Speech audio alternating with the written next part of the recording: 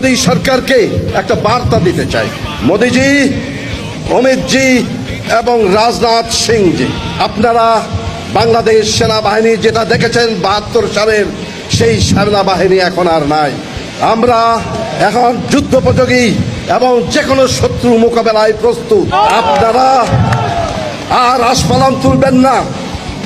Eastern sector, eastern command গোছানোর ভয় আমাদেরকে দেখাবেন না।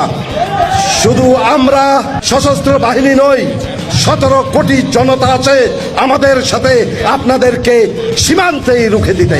আমি বাংলাদেশ সেনাবাহিনীকে স্যালুট জানাই। বহু বছর পর ভারতকে হুমখার দিয়ে হুঁশিয়ারি করলেন বাংলাদেশ সেনাবাহিনী। আপনারা এগিয়ে যান, আপনাদের সাথে আছে বাংলাদেশের 18 কোটি জনগণ। হাত গুটিয়ে বসে থাকার সময় নাই। ভারতকে এবার দাঁত ভাঙা জবাব দিতে চাই। বাংলাদেশের জনতা গর্জে উঠবে আরেকবার।